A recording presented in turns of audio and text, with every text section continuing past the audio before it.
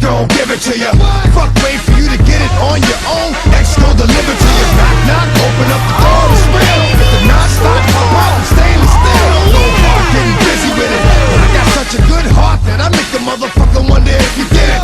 Damn right, and I do it again. Cause I am life, so I got to win.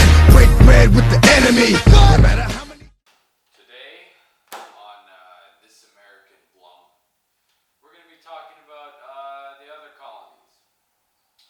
There's going to be chapters 3 and 4 in the textbook. Yeah, it's gonna be lit.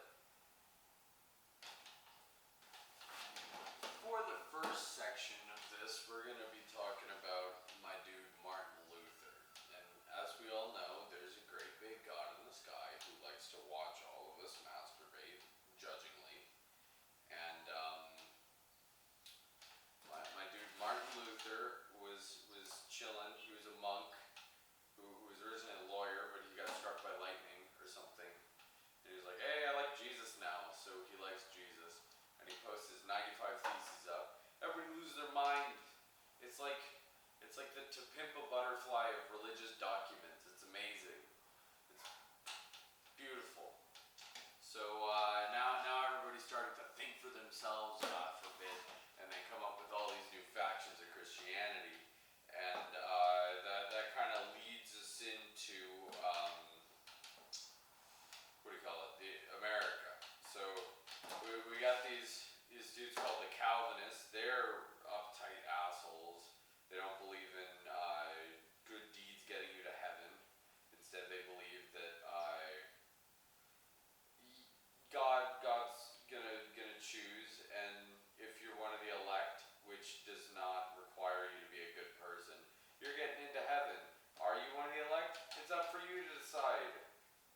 People definitely aren't gonna abuse that. Are you feeling it now, Mr. Krabs?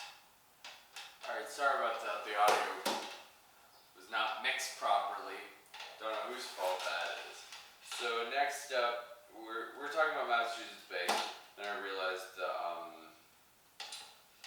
audio was horrible. As with Martin Luther, after that came what are called the Puritans, which are pure, and they're tan. They're pure tans, and they move their.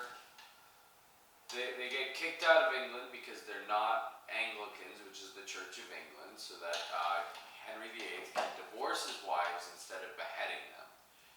And they get kicked out. They move to the Netherlands, where they have religious tolerance. But they get mad because the Dutch Dutchify their kids, whatever that means. So then they get a charter from the Virginia Company, whom I talked about in the last review, if you're paying attention, and they sail across the ocean blue, and at Plymouth, they pass Virginia because they're not good at sailing, so they land at Plymouth Rock, and they start a colony. The Plymouth Rock colony is really depressing. Their colonization game is really weak.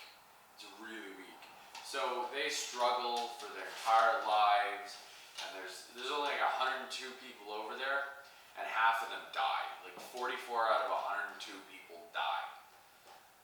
So it wasn't successful. So what England ends up doing is they take their colony and make a dumpster baby of it with the Massachusetts Bay colony. So that's the Massachusetts colony, and Massachusetts colony is the biggest one so far. They have thousands and thousands of people getting shipped over the sea somewhere beyond the sea. She stands watching for me.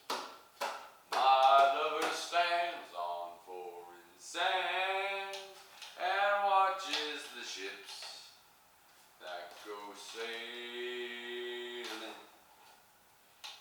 Alright, enough of that. That was a callback to the last episode, if you're paying attention.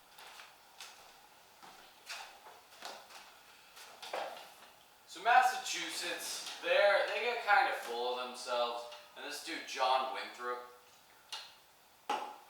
writes a sermon about how they're better than everybody, and they should be on a city upon a hill, meaning everybody looks up to them, and they believe that God sent them directly to settle there. Which, that might be a little Kanye of them, but I don't know. So they end up being fairly successful. However, they're not the only colonies there. So this was an awkward segue into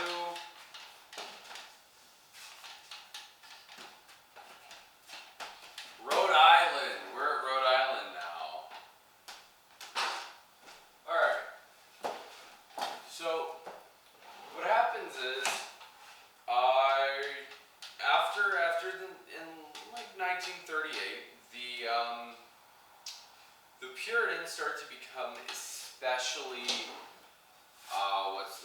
especially Puritan. So they start believing that they're right and nobody else is. And my dude, I believe Scott Hutchison, there's going to be a thing in this general area that says whether or not that's correct. I'm not 100% sure. So he goes he says some crazy shit. He goes out of his mind, and he gets put on trial for treasonous thoughts, and then he gets thrown out. So he's a little peeved, and he doesn't want to go live in the woods alone like Leonardo DiCaprio. So instead, he goes to Rhode Island, and in Rhode Island, he founds the Rhode Island Colony. And in contrast with the Massachusetts Bay Colony, they're super supportive. They're really supportive of religious people. They're super supportive of irreligious people. They're supportive of everybody. They don't give a shit. They're pretty cool. They're pretty cool. They got the Quakers too.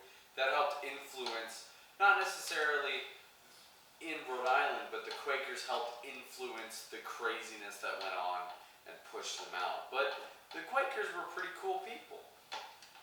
So Rhode Island gets founded, and nobody likes Rhode Island. Not even today. The textbook calls them a sewer. The Rhode Island sewer. Exposed. So unlike the rest of New England, the Connecticut River Valley is, you can actually farm there. You can plant stuff. Things grow. That's the difference. And so things grow there, and a lot of squatters showed up. And they started farming the land there, and eventually through the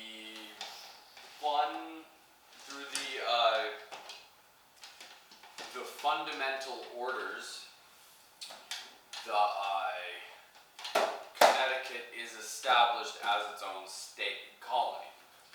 So Connecticut is somewhat unified at this point.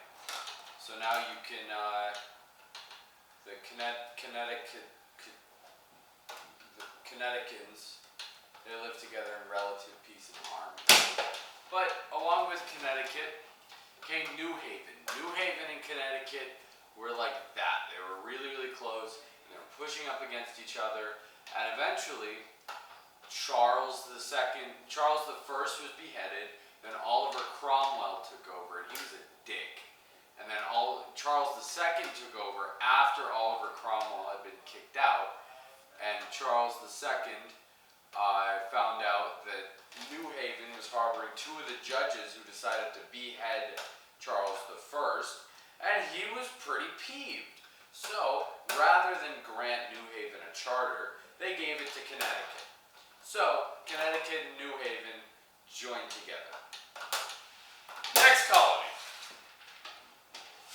So, the last one is New Hampshire. I know you forgot about it, because I did. And New Hampshire appeared. That's all the textbook says. Yeah, interesting stuff. Really interesting stuff. Alright, so next we have we're going to talk about Native Americans. As you can probably guess, Native Americans do not like the English coming through and just trampling all over their land, taking their women, watching their kids get killed, all that good stuff. So basically the English were slaughtering them because they started a war. One of them, they didn't really want to be in a war. They can't handle the heat. They should have gotten out of the kitchen, to be honest. So they started a trans-tribal unity, which means all the transsexual tribes joined together in transsexual Transylvania, because they're all just sweet transvestites. So after the Glorious Revolution in England, there was kind of there was a reverb to it. Some crazy shit happened in New England. So they were pretty much not governed. It was basically anarchy. And they decided to organize it so they weren't all raping and killing each other. But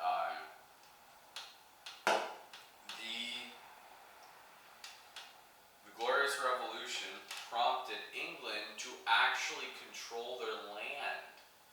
What kind of crazy shit is that? Am I right? So they came through, they established their own governments, and made it a little harder to rule.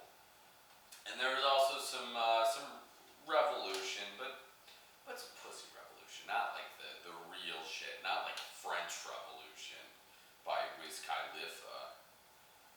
Link in the description. Annotation. Link right there.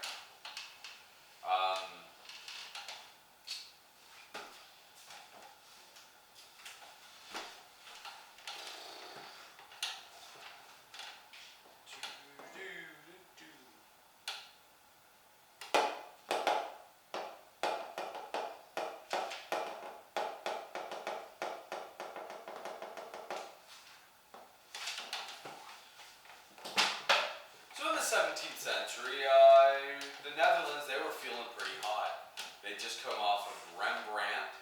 He's a great artist. He's no me in 5th grade, but he's pretty good. He's pretty good. He can paint pretty okay. And so they had a ton of money, they had a ton of ego, and they decided to settle in the colonies. Sweden, they were not happy about this. So they started doing the war, and they got beaten so badly. I'm talking Tina Turner, talking like fucking Casino badly, you know, with what's her face? What is her name? Oh my god, what is her name? Sharon Stone and Casino badly. So that was pretty bad. It was pretty bad. That was a domestic violence joke. I regret nothing. So, the English, specifically Charles II, decided to grant the New Netherlands, New Amsterdam, to the Duke of York. This is some crazy shit right here. So it's like if I walked up and said, yo, your wallet is his now, congrats. It's bullshit. It's not right. Don't do that. That's a no-no. So, then New York was established because the Duke of York, he came through and said, I am the captain now. I am the captain. Look at me. Look at me. I am the captain now. So, Arnold Schwarzenegger was the Duke of York at this time, if you didn't know. So, we have, what is next? So that's the end of chapter 4, everybody, or chapter 3, everybody. Let's do chapter 4, shall we?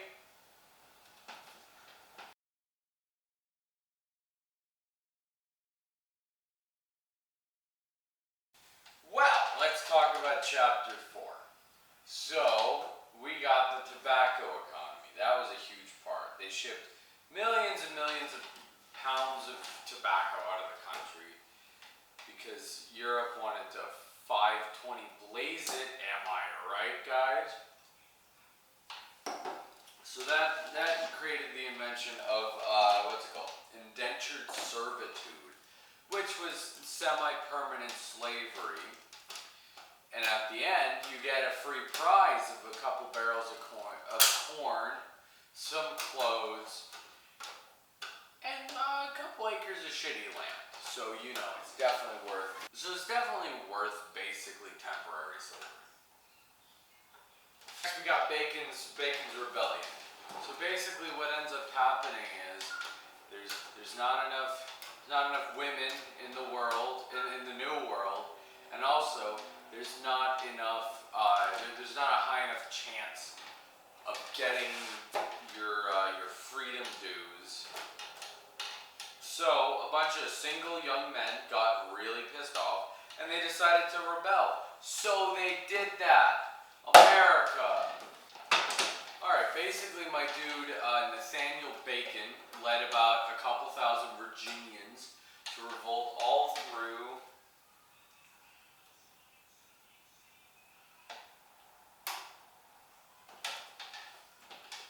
throughout Virginia. And they weren't the only people rebelling. The Native Americans joined too. And it was a beautiful symbol of unified hatred towards England. Something Ireland needs to do. We need to free Northern Ireland. What's going on with that? Come on. Guess what time it is? White guilt! Woo! White guilt! So we're going to talk about slavery now. Alright. Oh boy. Okay. I'm hesitating here because I do not want BLM on my ass. About 1 million slaves were transported between 1492 and like 1800. And I say only, but it's still a lot. Only about 400,000 of those million slaves came to America. So that kind of eases my white guilt, but it doesn't wholly take it away. So so they shipped a bunch of slaves over in order to buy people, naturally, as you would do, because population didn't increase fast enough, and in order to have a stable economy, they needed a steady stream of workers to pick cotton and grow rice, and African slaves tended to have a lot more experience with rice growing because rice doesn't naturally grow in England and wherever. So, as one would imagine, being owned by another person is not pleasant. They basically had no rights. If a slave tried to run away, the first time they get whipped until their skin falls off, and the second time they brand right under their eye in a teardrop, which is where that thing comes from. You're welcome for that next time you kill somebody and need to get a tattoo to tell everybody about it. So, life sucked for them. And most slaves were transported to the south because that's where plantations were. And slaves could actually be used if, by chance, in the northern colonies, slaves could be used. They would have been. So, that's an opinion. Don't take it as fact. So we're going to talk about the South, except for slavery, and just pretend that didn't happen for a few minutes, like all of us wish we could. So, Virginian government was very, very cliquey. There was the cool kids table, which were all the families who were the FFV, First Families of Virginia, who basically controlled all of it. 70% of all governors belonged to the FFVs. Landless whites in the South were almost exclusively alcoholics. That's what the textbook says. So, that sucks. So while everybody in the South is suffering and they're all crying, they're all dying, they're all drinking, and they're all owning slaves, in New England, few people had slaves. People were really healthy. You added 10 years to your lifespan by moving to New England. Hey, that's pretty good. So with this also came the invention of grandparents, because everybody else in England didn't know their grandparents because they were fucking dead. Because in the old world, in England, you breathe the air and you're dead, basically, just very, very slowly. So they invented grandparents, they had stabler families. It was lit. It was lit. It was a lot better than living anywhere else in the New World. It's better than Spain, because they've got a weak ass armada gang. Fucking wind beat them. Wind. How does wind beat you? We also get a wee bit of feminism. So women were granted the ability to inherit their husband's land. That's pretty good. That's better than, basically being holes with eyes and a heart. So, in other news, families over 50 were required to give elementary school educations. That's also back to, we're going to go back to chapter 3 and talk about religious craziness. So, we get the Salem witch trials. Everybody loves the Salem witch trials. So, basically, John Proctor is accused of being a witch, but he's not a witch. And he tries to take back being a witch, but they don't let him. No. And then at the end, they decide to hang him, but he has a choice. He can either plead guilty and make his family pay for it, or plead innocent. He pleads guilty, so his family doesn't suffer. And then he cries about it because they refuse to remove his name from it. And he's like, can I have my name, bro? Can you give me my name? I just want my name. That's all I want. Can I have that? That's all I have. And then they hang him mid-sentence. And that's the crucible. So that's basically the end of it. This was chapter 3 and 4. I wouldn't use this exclusively, but I'm not you. So feel free to do whatever the hell you want with your life. Just be mindful of errors in this, because I don't fact check this, okay? I'm too savage for that shit. This has been This American Blum.